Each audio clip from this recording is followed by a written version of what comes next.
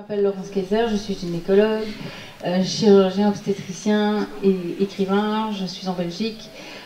Et évidemment, en tant que gynécologue, j'ai beaucoup discuté vaccins avec mes patientes et notamment le vaccin contre le papillomavirus, donc bien avant la crise Covid. Et je pense qu'il y aura des choses à dire ici à ce sujet en particulier, même si on peut se poser la question de l'accumulation dans le corps d'enfants et de jeunes gens de produits censés stimuler leur immunité, mais qui contiennent énormément d'adjuvants, d'excipients, et qui n'ont jamais été testés tous ensemble, et qui n'ont jamais été non plus testés contre placebo, parce qu'on teste toujours contre le produit sans l'antigène concerné, mais on ne teste jamais contre placebo. Donc voilà, je passe la parole à mes voisines. Hop. Bonjour à tous. Donc moi je suis le docteur Martine Gardenal, médecin homéopathe, mais j'ai d'autres casquettes puisque je suis en même temps médecin du sport, ce qui m'a amené à être médecin d'une équipe de France pendant 8 ans, et nous avons ramené chaque fois des médailles d'or. C'était vraiment très agréable. Ils étaient traités par homéopathie le plus souvent, mais ils avaient le choix, allopathie et homéopathie, et comme ils trouvaient beaucoup de bénéfices, donc ils étaient directement une préférence pour l'homéo. Et du coup, ça m'a amené aussi à être médecin olympique, et j'ai fait une Olympiade, puisque celle de Moscou, nous n'y sommes pas allés pour des raisons politiques que vous connaissez. Voilà. Alors la Ligue de la liberté nationale pour la liberté des vaccinations, dont j'assure la présidence depuis maintenant un peu plus de 6 mois, depuis le mois de juin, existe depuis 70 ans, donc c'est une vieille histoire. On a fait beaucoup de beau travail, les anciens présidents ont semé beaucoup de graines, beaucoup d'informations. J'essaye, et heureusement autour de moi, au niveau du bureau, on est une équipe soudée qui s'entend bien, et nous essayons de continuer d'informer. Nous sommes essentiellement pour la liberté, on n'est pas anti-vax, on donne des informations, mais ce qui est important dans notre titre, c'est le mot liberté.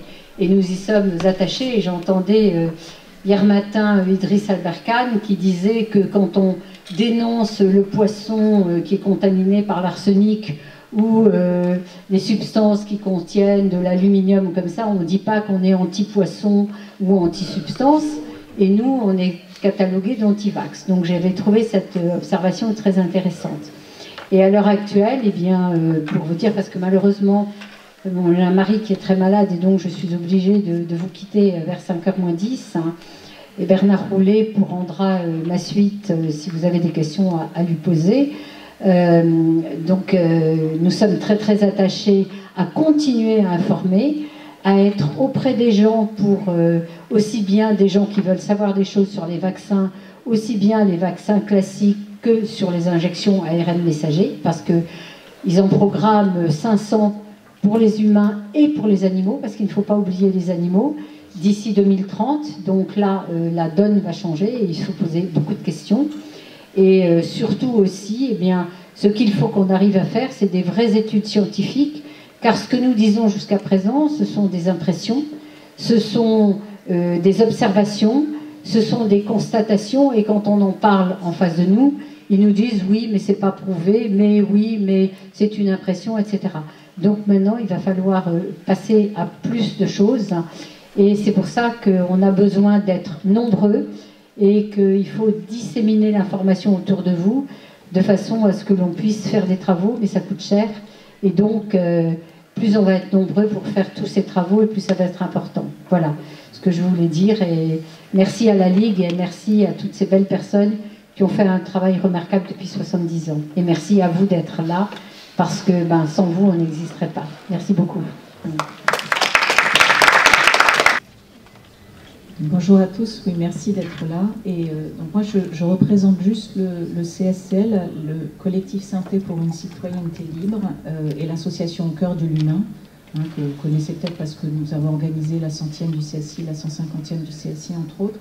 Et en fait, au sein de notre association, on a fait un travail collectif justement sur le vaccin Gardasil, en particulier pour informer les parents en octobre 2023, au moment de cette campagne très agressive et mensongère, car incorrecte scientifiquement, sur ces vaccins, sur l'efficacité de ces vaccins, dont aucune efficacité n'a été démontrée sur les cancers du col de l'utérus. Donc c'est simplement totalement faux, et c'est très simple de comprendre pourquoi en plus.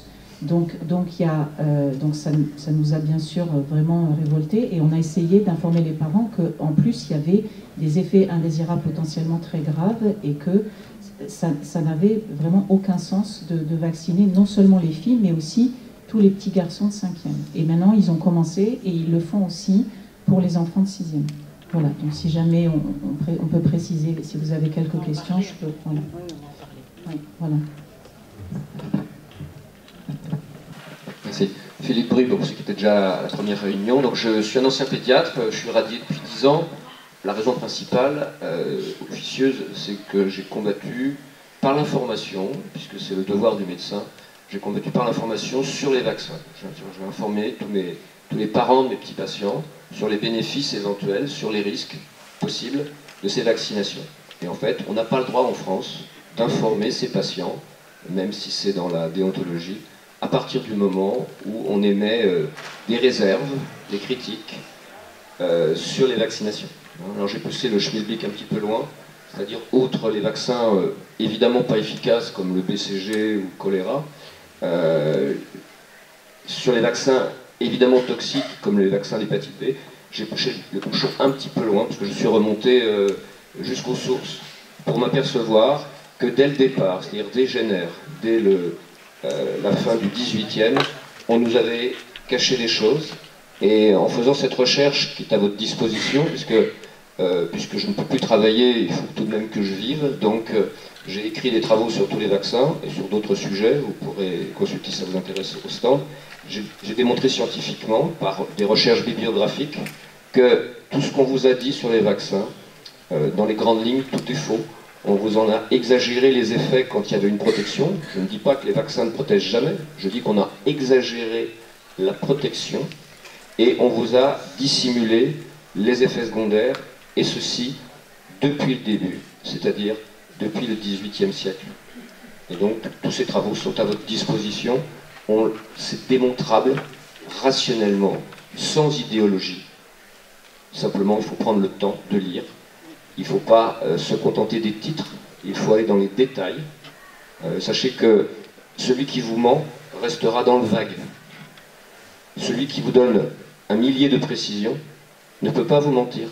Parce que 1000 précisions, c'est autant de moyens de le confondre si vous le mentez. Donc plus vous avez de détails, plus vous avez de précisions, et plus vous savez que vous êtes certainement sur un travail qui a de la valeur et sur lequel vous pouvez forger votre opinion. Merci. Moi, je m'appelle Jean-Pierre Reuillet, je suis l'ancien président de la Ligue nationale pour la liberté des vaccinations qui a reprise Martine. Moi, je vous parle, je ne suis pas venu dans le milieu anti-vax par les connaissances des virus ou par les connaissances de la science. Moi, je parle de... J'ai été amené dans le combat contre la lutte anti-vax parce que les virus, les vaccins sont des armes biologiques. Et là, il y a un stand où je viens voir les Chinois qui ont fait un document sur vaccins armes biologiques. Et comme tu dis, tu remontes jusqu'à Pasteur, jusqu'à Jenner, etc. Moi, je remonte encore bien plus loin pour démontrer que cette guerre bactériologique remonte au Moyen-Âge, avec les infestations des corps. Ensuite, en 1770, il y a eu des actions au Canada. Puis après, Jenner qui a été validé par Bantier, qui a imposé la vaccination chez les troupes. Tout ça, ça fait des déplacements de pathologie. Il faut savoir que les gens qui vaccinaient de bras à bras injectaient la tuberculose. Et après, on est entré dans une phase de développement des vaccins qui sont intervenus. Si vous voulez en avoir le détail, un peu plus en détail, vous allez voir sur le site de la Ligue, il y a un petit bouquin sur lequel notre action a été menée. Et puis, moi, ce que je voulais raconter, c'est que j'ai un parcours assez spécial. Je suis dentiste de formation et j'ai surtout vécu dans les zones de combat. J'ai vécu en 1974-75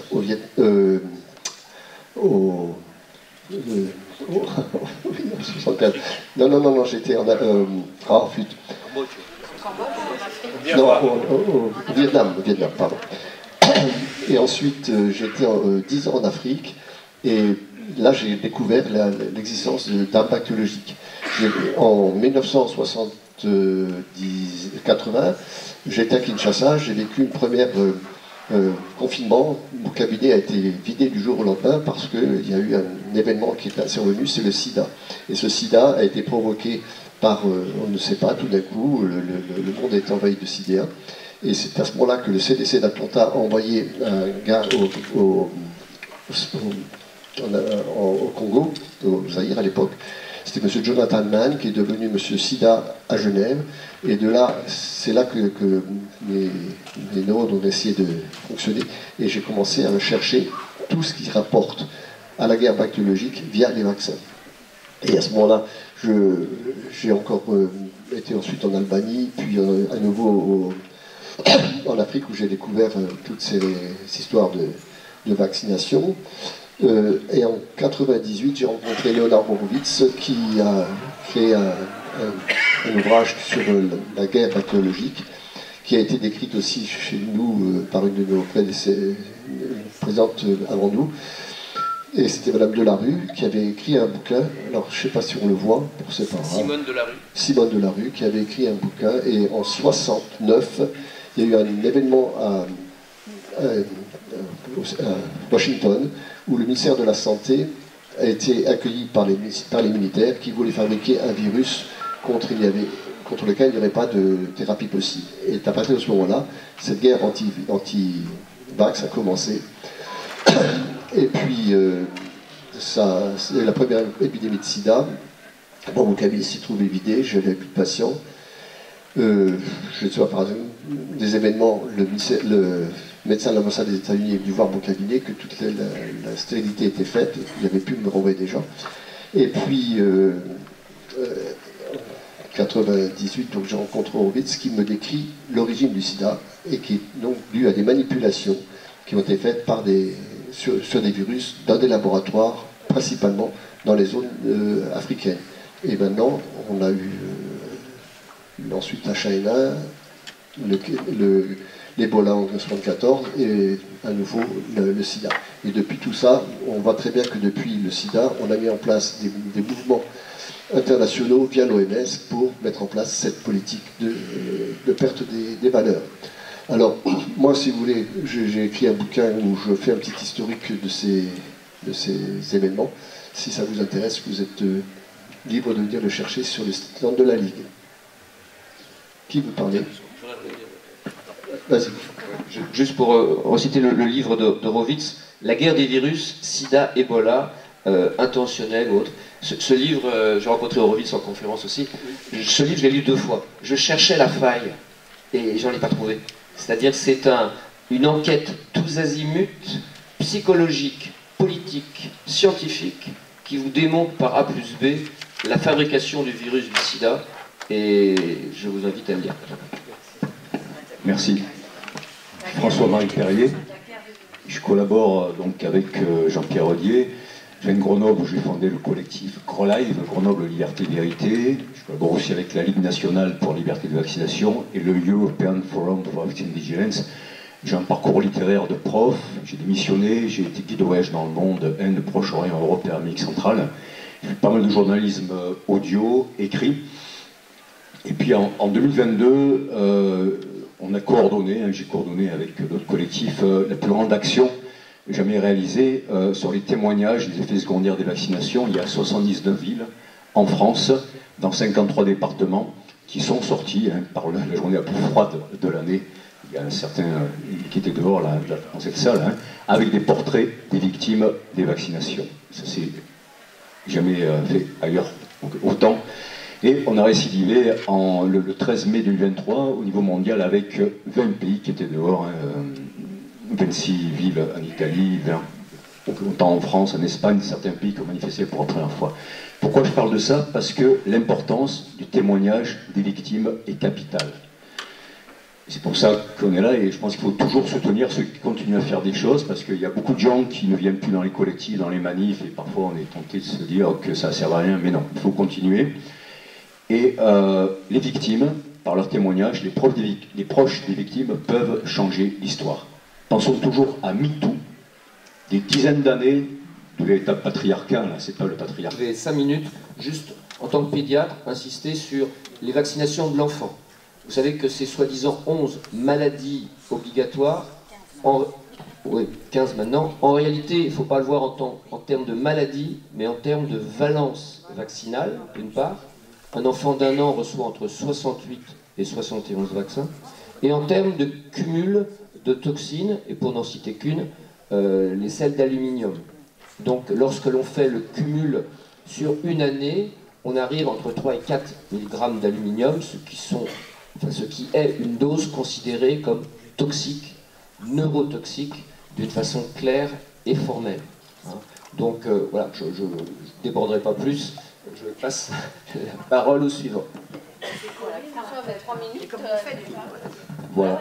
Ok, j'aurais pu intituler mon intervention de Dédale et Minos à Donald et Elon, parce qu'en fait l'histoire de la technologie et de la façon dont ça attente à l'humanité est très ancienne.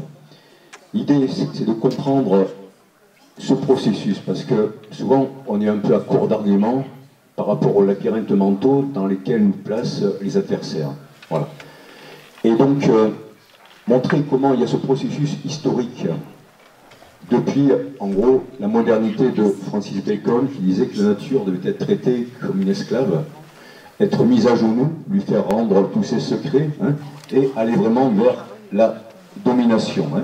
Il fallait la mettre sous contrainte, vexer, donner à la race humaine ce droit sur la nature qui lui appartient par legs divin, inaugurer la naissance véritablement masculine du temps, et fera de la nature l'esclave de l'homme. Ça, c'est Francis Bacon au XVIIe siècle. Ça permet de comprendre comment progressivement on arrive aux choses actuelles. Je vais vous lire ensuite une citation qui peut être très utile quand on est face aux fact-checkers, hein. Voilà, des gens comme Rudi Reichstadt, etc. C'est la phrase d'un prix Nobel de littérature, Bertrand Russell, qui dit ceci dans The Impact of Science on Society en 1944. Hein. Des régimes alimentaires, des injections et des injonctions seront combinés dès le plus jeune âge pour produire la sorte de personnes et la sorte de croyances que les autorités considèrent désirables. Et toute critique sérieuse des pouvoirs qui existent deviendra psychologiquement impossible. Même si tous sont misérables, tous se croiront heureux parce que le gouvernement leur dira qu'ils le sont. Voilà. Ça c'est 1944, il parlait déjà d'injonction et d'injection. Voilà. Je vais terminer, puisqu'on a très peu de temps, par, vous savez, Ursula von der Leyen par rapport à l'Europe. Il y avait un hommage à Michel Rivasi tout à l'heure, hein, parce qu'elle a révélé le SMS Gate, la façon dont Ursula von der Leyen, vous savez que la présidente de la Commission européenne ni la Commission européenne ne sont élus, ils sont cooptés. Et les, je crois, 649 députés européens ne servent qu'à déposer éventuellement des amendements. Voilà. Mais c'est pas eux qui proposent les lois. Et certains n'en proposent pas du tout les amendements parmi ces députés qui coûtent 18 000 € par mois. Bon, eh bien, Ursula von der Leyen a négocié, vous le savez peut-être, les contrats avec Pfizer pour 10 milliards d'euros ou plus par SMS. Alors que son mari travaillait en rapport avec Purla, avec Pfizer. De la même façon, Ursula von der Leyen vient de signer le Mercosur, autorisant l'envoi de nourriture empoisonnée pour les enfants qui empoisonnent la terre, etc. Bon, on peut rappeler aux gens qui nous critiquent ceci. Une personne non élue à la tête de l'Europe se permet de décider ce que doivent s'injecter ou ingérer 450 millions d'Européens. Voilà. Et on voit bien que derrière c'est l'empoisonnement, parce que tout le monde sait que les produits du Mercosur ils sont empoisonnés, ils détruisent la terre, ils détruisent la santé, c'est des loteries. Voilà. Donc l'Europe ne veut pas les biens des peuples, contrairement à ses textes fondateurs. Voilà. Je vous remercie. Donc, on est sur le stand. J'ai aussi écrit ce petit bouquin, Woke ou Smoke, hein, chasser le patriarcat religieux. Il revient par la science et l'ultralibéralisme, ou que répondre à la propagande de woke, transgenre et à l'éducation sexuelle. Hein, parce que c'est une même offensive celle du vaccin et celle du wokisme, une guerre totale contre les esprits et contre les corps. Merci. Merci. C'est peut-être le moment de rebondir sur la présentation de Corinne. Journaliste d'investigation, grand reporter, et spécialisé santé environnement, et bon, plus de 40 ans d'expérience dans les médias, presse mainstream, bon, je suis journaliste. Et je me suis intéressée au vaccin à partir du moment où, dans les années 2000, il y avait des victimes des vaccins hépatite B. Donc j'ai commencé à les interviewer, et en tirant un fil, j'ai vu que tout ce qui était raconté au niveau officiel était faux. Donc à partir de là, j'ai commencé à m'intéresser à tous les autres vaccins. Et évidemment, pendant la première pandémie, fausse pandémie H1N1, j'ai fait des reportages à TF1 pour dénoncer les mensonges de l'OMS, et ça passait à l'époque. C'était pas facile, mais ça passait. Et puis bon, après j'ai quitté TF1 et maintenant je suis journaliste indépendante. J'écris des livres, et en particulier, j'ai écrit un livre qui s'appelle Le grand désordre hormonal, où je montre que finalement ce qui est important, c'est de quoi on meurt. On meurt de quoi? On meurt des maladies cardiovasculaires et on meurt des cancers, qui sont des maladies causées par l'environnement.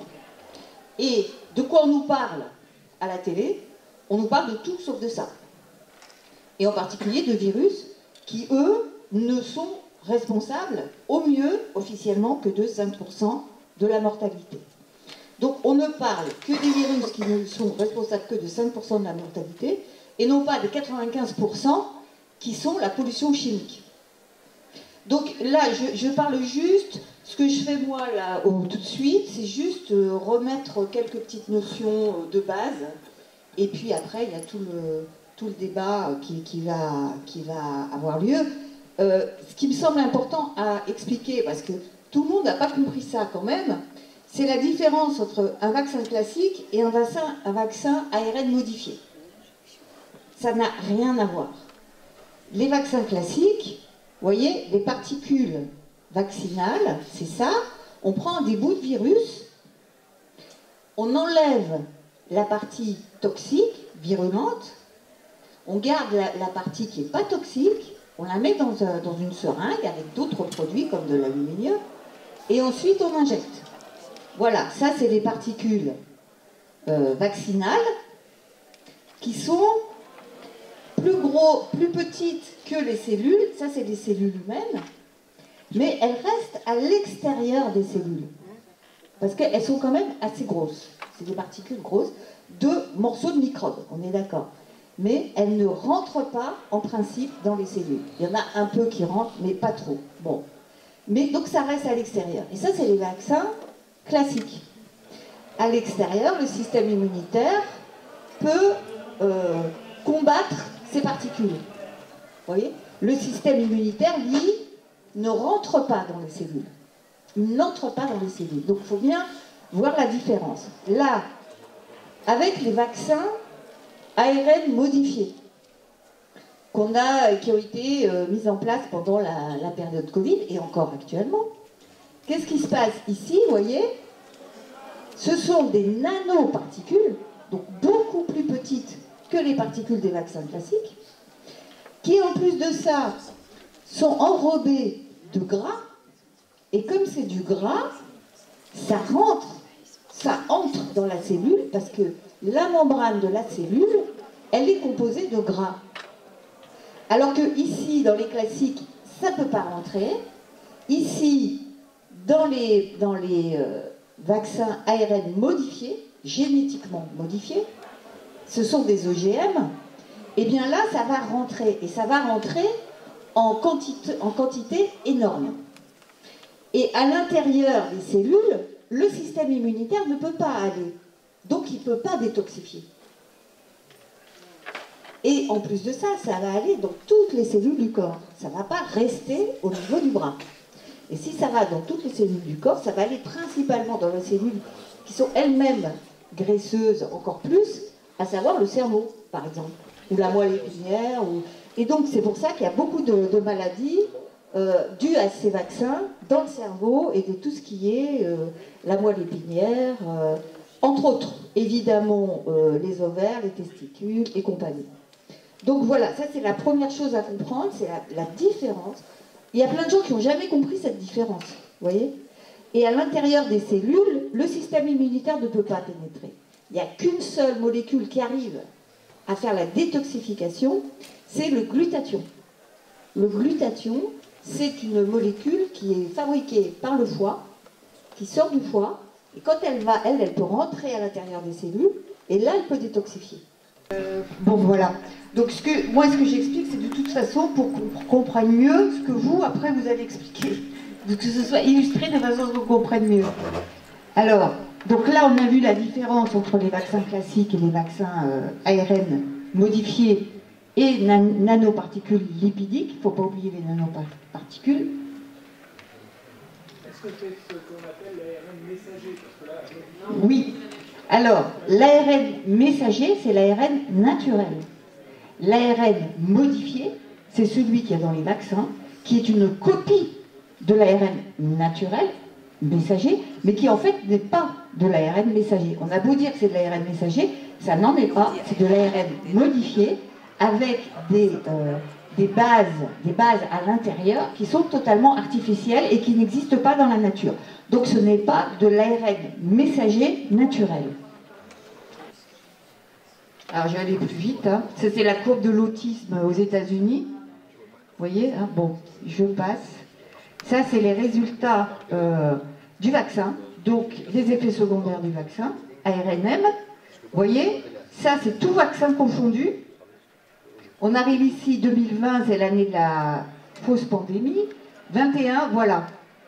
Tous les vaccins confondus jusqu'à 21 ont fait moins de morts, ça c'est la courbe des décès, que le seul vaccin ARN modifié dans des nanoparticules, ARN Covid. Vaccin Covid. Vous voyez la différence? Beaucoup plus de morts pour un seul vaccin que pour tous les autres vaccins en 30 ans. Et ici, vous avez le jour de l'injection, le nombre de décès. Et vous voyez que c'est d'abord le premier jour qu'il y a le plus de morts, et ensuite ça décline, deuxième jour, troisième jour, et en gros, dans les 7-10 premiers jours, vous avez déjà 80% des morts. Après, il y a tous les effets secondaires à long terme qu'on ne connaît pas.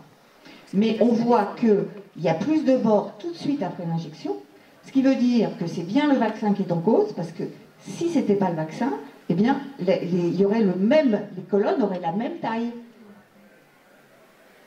Donc je vais plus vite, je vais toujours plus vite.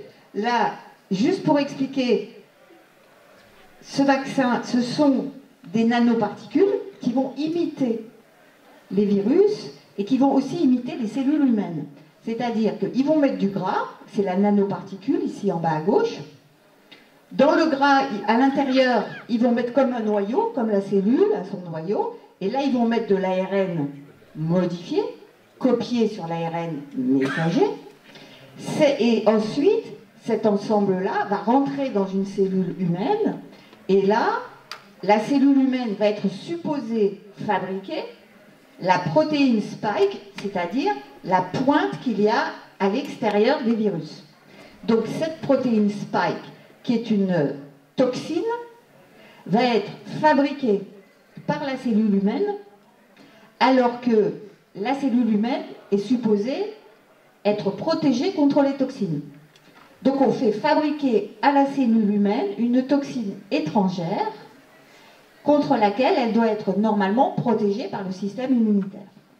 Donc automatiquement, il va y avoir ce qu'on appelle des maladies auto-immunes, c'est-à-dire que le système immunitaire va se retourner contre l'organisme lui-même. Voilà. Donc là, à gauche, le virus, supposé naturel, mais qui en fait est lui-même artificiel, et ça maintenant c'est prouvé, et à droite, la nanoparticule qui, elle, est injectée dans le vaccin. Et là, le virus, vous voyez, la protéine spike, c'est la pointe. Et ça, c'est toxique.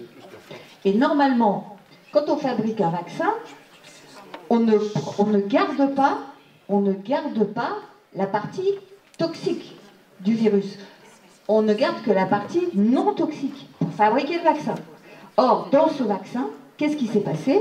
On a gardé la partie toxique, celle-là, la protéine spike, et on l'a inséré, la séquence génétique, dans les nanoparticules pour le vaccin. Donc on a gardé la partie virulente pour le vaccin. Donc, si le virus est toxique, à cause, en partie, de ces protéines spike, les pointes là, il est évident que si on garde les pointes, et qu'en plus on les multiplie, parce que là on les multiplie, et qu'en plus de ça, ça va dans toutes les cellules, beaucoup plus que le vaccin, que le virus naturel lui-même. Donc il va de soi qu'on va multiplier la toxicité. Donc la virulence. Donc c'est un peu pour ça que, enfin il va vous en parler tout à l'heure Jean-Pierre, c'est que normalement on doit garder la partie, non, c'est ça qu'il faut retenir. Sauf si on veut fabriquer une arme biologique. Si on veut fabriquer une arme militaire, si on veut militariser un virus, si on veut militariser un organisme ou une toxine, parce que peu importe que ce soit un virus ou une toxine, de toute façon, ce qui compte, c'est est-ce que ça va rentrer dans les cellules et est-ce que ça va être toxique? La réponse est oui. Donc surtout si on garde la partie toxique. Et là, on vous montre comment justement ils ont gardé la partie toxique. Ça, c'est toute la séquence génétique. Vous voyez, c'est toute la séquence génétique. J'ai 2 minutes là. C'est toute la séquence génétique de cette protéine spike. D'accord? On l'a vu, la protéine spike. Eh bien, dans cette séquence génétique, il y a une étude qui a montré très vite qu'il y avait 4 insertions, qui étaient des insertions artificielles, qui venaient du virus du sida, le HIV. Alors, vous avez l'insertion 1, l'insertion 2, et l'insertion 3, et l'insertion 4. L'insertion 1, 2, 3 va se réunir en 3D pour former la pointe de la spike, qui va rentrer, qui va reconnaître les cellules de l'immunité, les globules blancs, les T4. Et c'est ainsi qu'elle va se servir aussi des récepteurs des cellules de l'immunité, et donc aussi entrer dans les cellules de l'immunité et les détruire. Ce qui fait qu'il va y avoir une destruction des cellules immunitaires qui s'apparente à ce qui se passe dans le sida. Et l'insertion 4, elle va permettre de rentrer dans les cellules. Et elle est aussi apparentée au virus du sida. Ce qui a fait dire qu'effectivement, ça pouvait être considéré comme quelque chose de toxique. Pour quelles raisons ils ont fait ça? C'est totalement artificiel, parce que si ce n'était pas artificiel, eh bien tout le reste aurait été modifié par le temps. Or, le temps, rien n'a évolué. Vous voyez, quand ça évolue, un virus, tout évolue. Or là, tout le reste est resté intact, mais par contre, il y a 4 insertions qui sont des insertions du virus du sida, qui sont arrivées dans la cellule, dans la séquence génétique. Ce qui est tout à fait artificiel et qui prouve en fait que ce virus a été fabriqué, ce qui est d'ailleurs maintenant reconnu même par la CIA, qui jusqu'à présent ne voulait pas le reconnaître. Donc voilà, je vais arrêter là, comme ça vous avez une petite idée de ce qui se passe. Ça, c'est la cellule, et là, vous voyez, la nanoparticule qui rentre, elle n'a même pas besoin de s'accrocher à un récepteur, alors que le virus, lui, est supposé avoir besoin d'un récepteur. Or, toutes les cellules du corps n'ont pas le récepteur. Donc le virus, lui, ne pourra pas rentrer dans certaines cellules, alors que la nanoparticule du vaccin va rentrer dans toutes les cellules. Et ça, c'est beaucoup plus grave. Bravo. Je rebondis sur la diapositive, je ne sais pas si tu peux la montrer, de la courbe de mortalité, parce qu'en fait, en tant que vaccin pédiatrique, la responsabilité du vaccin coqueluche dans la mort subite du nourrisson reprend exactement, alors c'était le schéma, c'était ce schéma-là, c'est-à-dire que quand on fait une analyse de 30 minutes... C'est bon là. Non, c'est ça qui m'intéresse.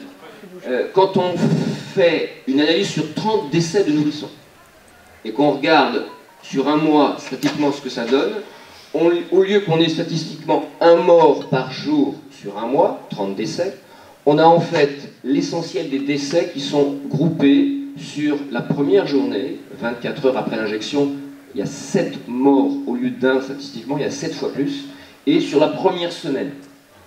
Donc on a ce rapprochement que le vaccin Covid tue beaucoup au départ et puis de moins en moins. Et on a le même parallèle que le vaccin coqueluche tue la plupart des morts subites dans les 24 heures, un gros paquet la première semaine et ensuite ça diminue. Ça c'était pour faire le lien avec cette diapo. Le lien avec ce qu'a dit Laurence lors de la conférence précédente, on vous donne la preuve que c'est pas oups, on l'a pas fait exprès, mais qu'il y a un projet criminel, intentionnel de tuer. Donc arrêtons de dire que c'est pas de chance, on a choisi la mauvaise chose. Non, c'est la preuve, ce que Corinne nous a présenté, c'est la preuve qu'il s'agit d'un projet criminel. C'est clair, c'est net, il n'y a plus à discuter. Bravo. Je rappelle que chacun ici s'exprime en son nom, mais personnellement je suis totalement d'accord avec mon collègue et maintenant je vais vous le prouver. Je vais vous faire la promotion du vaccin Gardasil. Le document que vous voyez projeté à l'écran, je suis désolée pour la qualité de l'image, ce document, tous les gynécologues francophones de Belgique l'ont reçu. En bas, vous avez les logos officiels de la Fédération Wallonie-Bruxelles, de l'ONE, l'Office national de l'enfance, et vaccination-info.be. Vous voyez donc que c'est tout à fait officiel et que mes collègues ont tous reçu ce document. Maintenant, on peut se concentrer sur le haut du document. C'est bien par rapport au papillomavirus. Non, le haut, tout au-dessus. Voilà. 80%. Je vous rappelle que pour le moment, il y a une grande campagne qui vise à promouvoir les tests HPV à la place des tests pour regarder si les cellules du col sont ou non anormales. Donc on veut remplacer l'apparence de la santé physique par un portage ou une absence de portage de virus. On apprend dans ce document tout à fait officiel que 80% de la population va un jour être porteuse, confrontée à un virus de cette grande famille de plus de 200 virus. Donc 80% de la population, ça veut dire que si vous faites des autotests ou des tests HPV, vous avez 8 chances sur 10 que ce soit positif. Et que vous rentriez alors dans un business model où on va vous faire des frottis de contrôle, des biopsies et vous proposer avant intervention, une vaccination par le Gardasil 9 pour 9 virus des 200 concernés. Hein. Donc c'est exactement ce qu'on fait aujourd'hui. On crée une psychose pour éviter quoi? Regardez le nombre, on nous dit que c'est très très dangereux, n'est-ce pas? On nous dit que ça donne des cancers du col.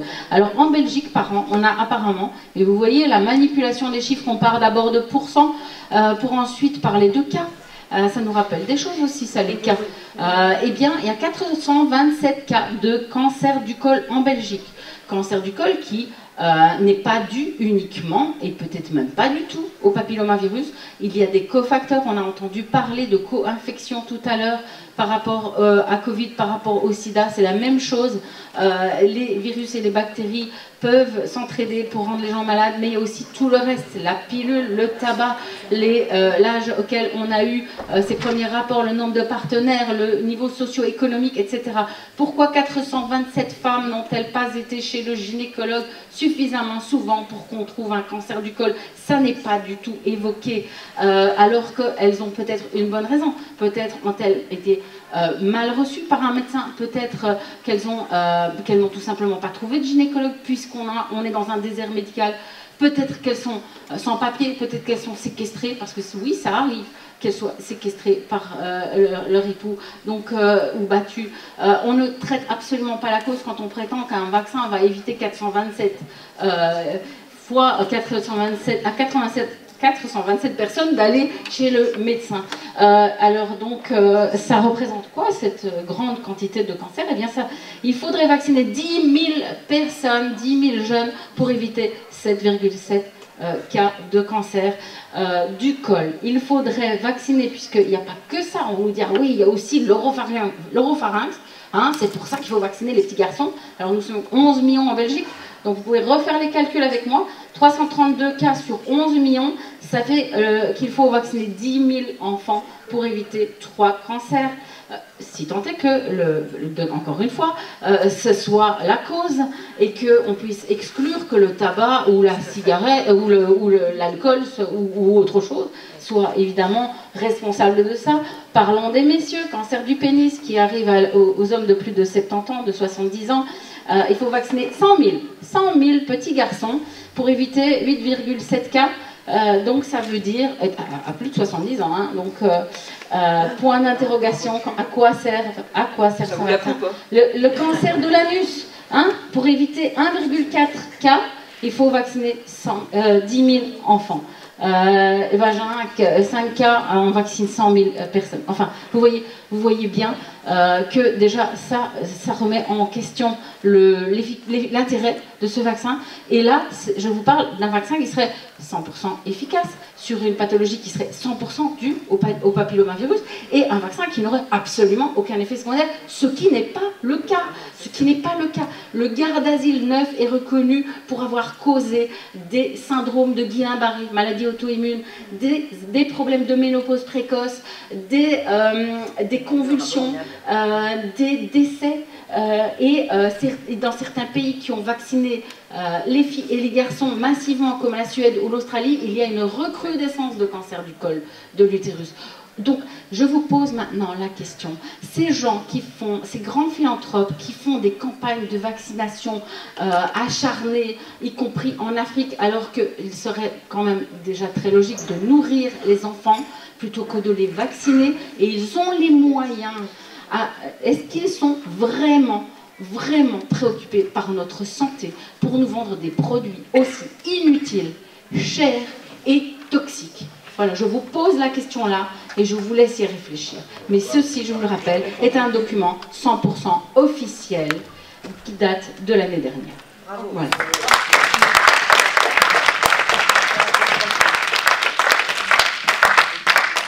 En plus, c'est un dessin d'hermaphrodite. Sur la Gardasil. Dire le dessin, là. Oui, le dessin. C'est un dessin d'hermaphrodite. Il n'y a qu'un sexe. Hein. Oui, mais ça, on va pas rentrer dans la... Il faut être inclusif, voyons, Corinne. Bonjour, je ne me suis pas présenté, je suis médecin hospitalier retraité, j'étais cancérologue, radiothérapeute, donc j'ai le privilège d'avoir traité beaucoup de cancers du col.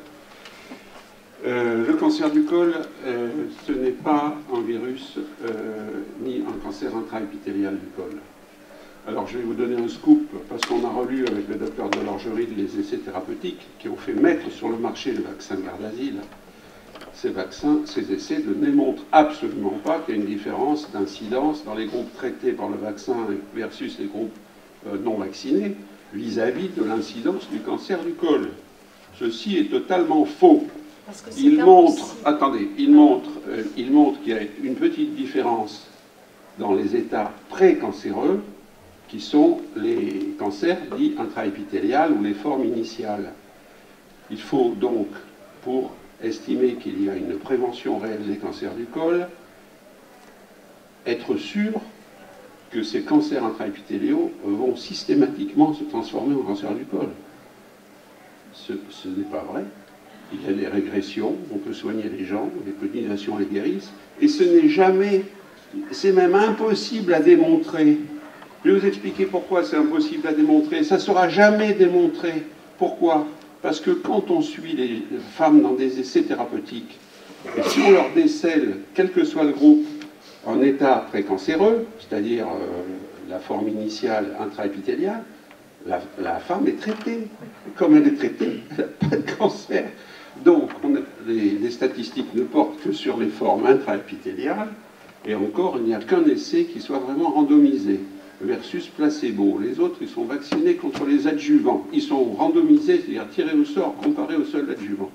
Donc, c'est une fumisterie statistique. Voilà, c'est tout. En plus, voilà, c'est tout ce que... La démonstration d'une efficacité sur l'incidence du cancer du col n'est pas faite.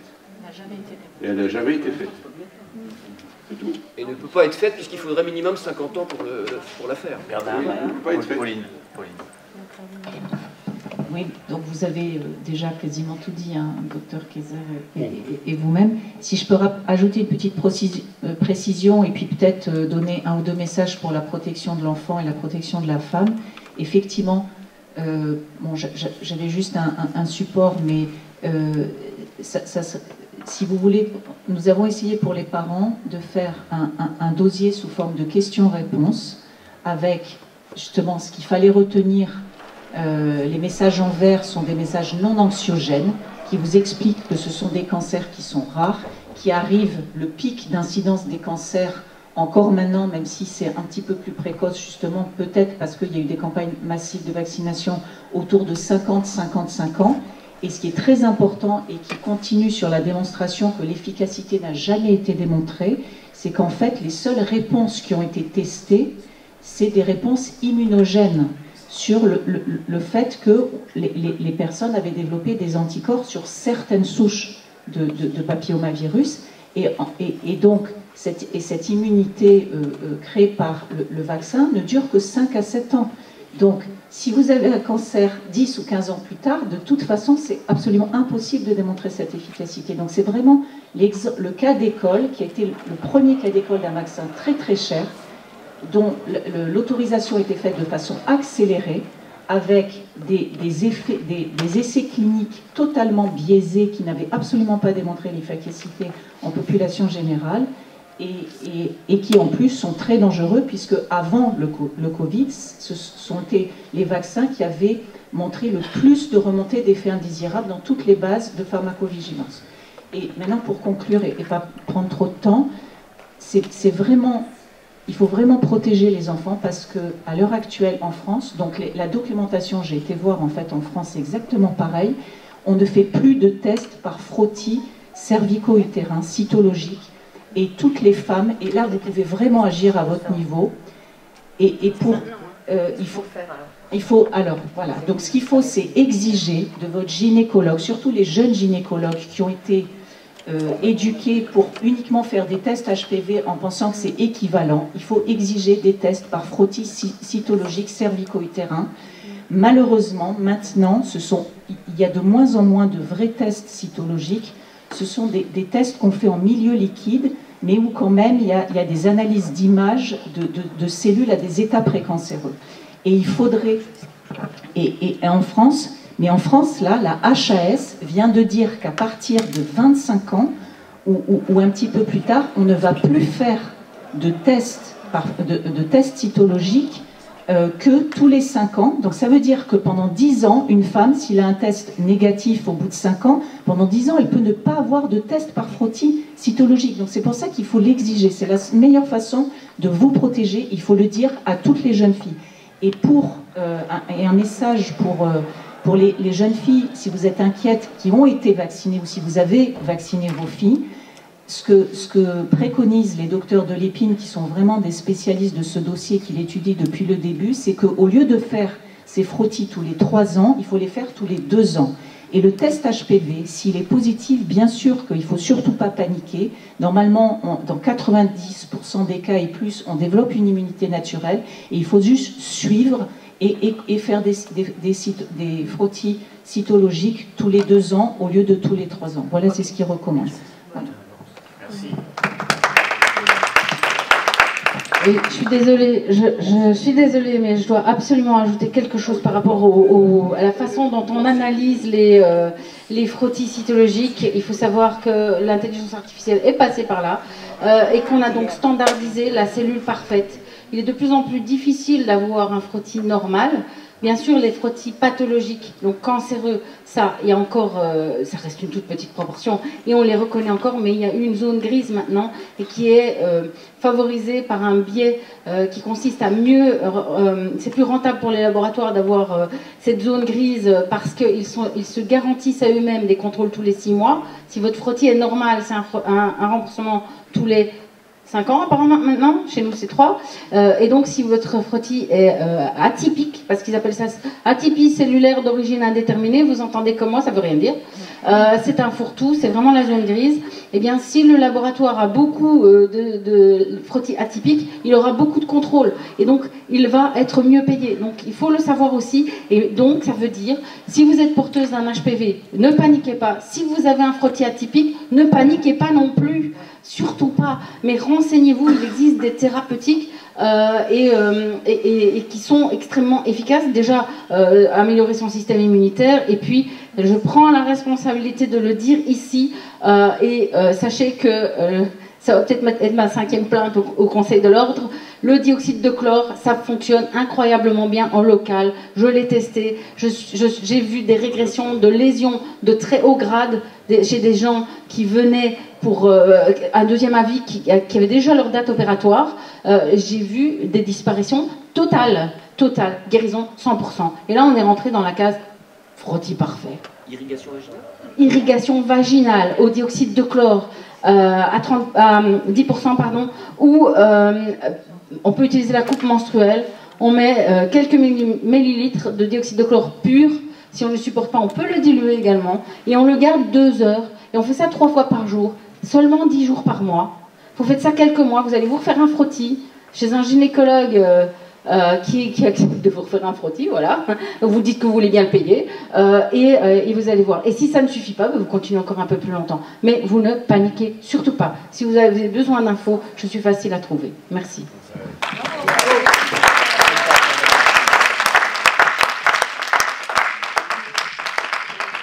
Oui, on vous a dit pourquoi on vous a dit que le vaccin avait été mis sur le marché de façon accélérée. On ne vous a pas dit pourquoi. C'est que Merck a été condamné à payer, je crois, 10 milliards de dommages et intérêts pour avoir tué, je crois que c'est 100 000 personnes avec le Vioxx. Et donc HPV, il y en a qui ont fait un jeu de mots, c'est Pay for Vox. C'est-à-dire que le vaccin Gardasil a été mis sur le marché rapidement pour pouvoir permettre de payer l'amende. D'accord. Et tout ça est documenté de façon très pédagogique dans ce dossier qu'on a mis en ligne sur le site de notre association. Et il y a plus d'100 de références. Donc vous avez le, voilà. Et vous avez le lien sur la diapo, c'est Immunsite CSCL. Voilà. Et vous avez toutes ces informations avec plus d'100. Voilà. Et sur les effets secondaires, moi ce qui m'a choqué, c'est que rétrospectivement, on avait, avec le vaccin Gardasil, qui, comme il a été dit, j'insiste, est l'un des vaccins les plus toxiques avant les pseudo-vaccins Covid, on avait déjà beaucoup d'effets secondaires similaires aux pseudo-vaccins Covid. Donc je pense qu'ils ont déjà testé un certain nombre de nouvelles techniques avant de passer au pseudo-vaccin Covid. C'était déjà un terrain d'essai.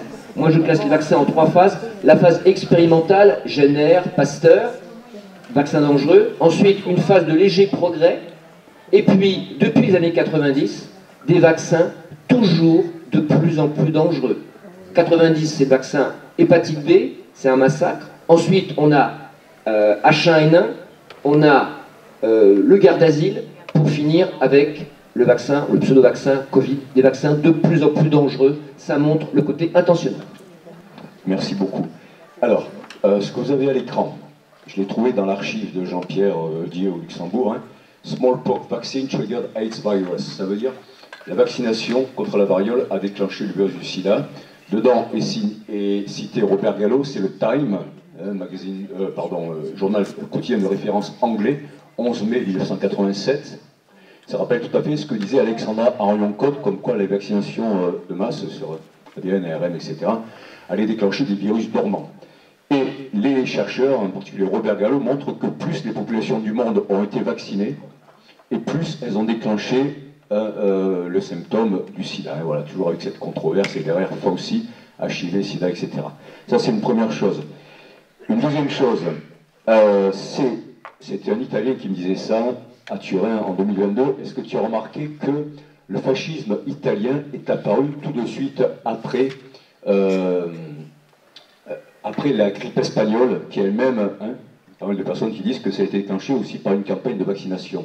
Donc le lien entre virus, fascisme, aussi. Donc en 2020, qu'est-ce qui est instauré dans le monde entier? La dictature sanitaire, qui avait été annoncée par Bertrand Russell, je rappelle, prix Nobel quand même, en 1944. Ensuite, cette phrase, donc, Voilà. Et par rapport aux biolaboratoires, vous savez qu'en Ukraine, il y a des biolaboratoires qui ont été débusqués.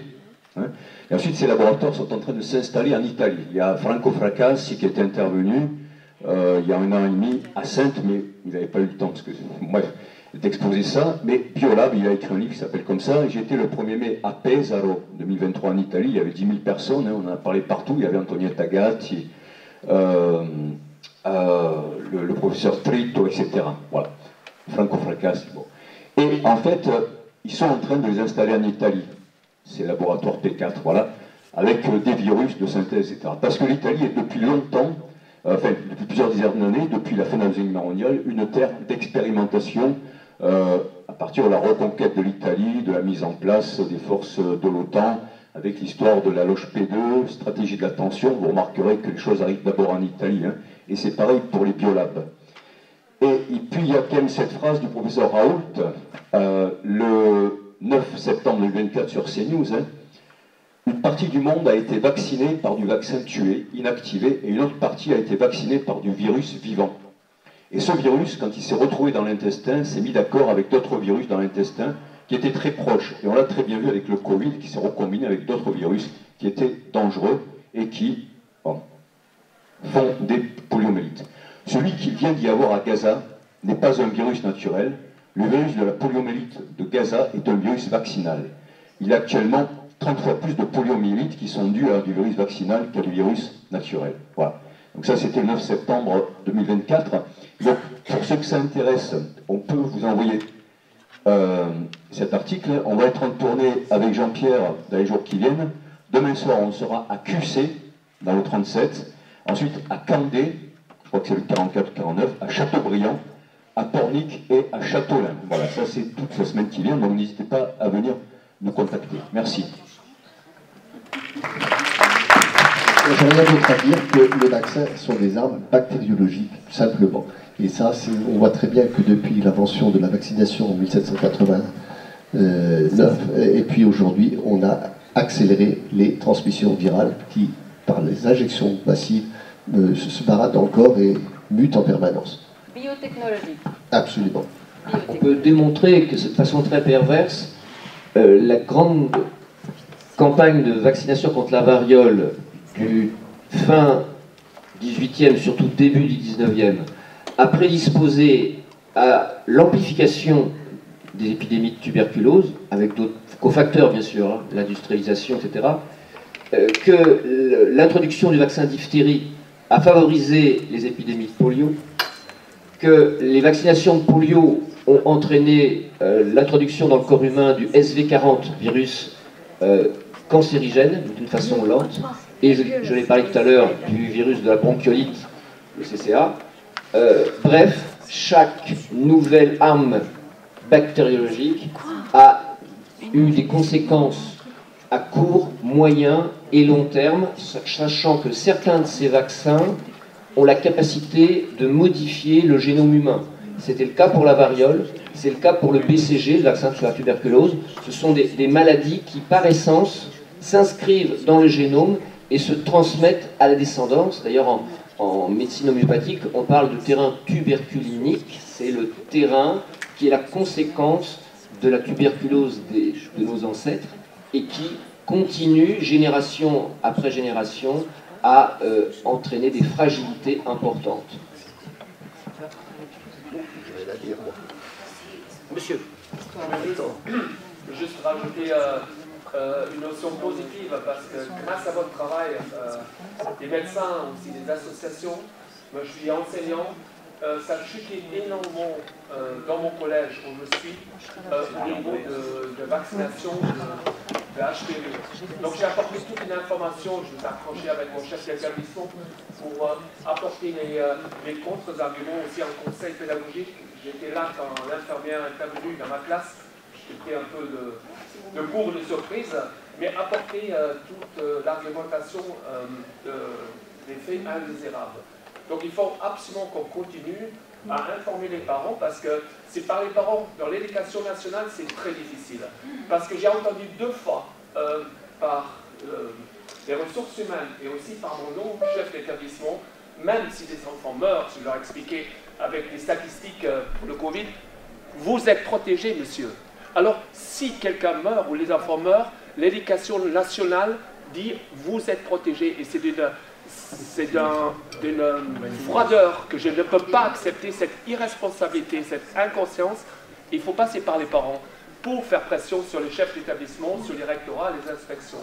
Et bravo pour votre travail, parce que j'étais très content de voir la nouvelle liste. Ça a chuté 4 fois moins d'élèves qui se font piquer. Par contre, quelques garçons dans le groupe, ils n'ont toujours pas compris que dans l'éducation nationale, les garçons n'ont pas d'école d'utérus. C'est l'école de rattraper.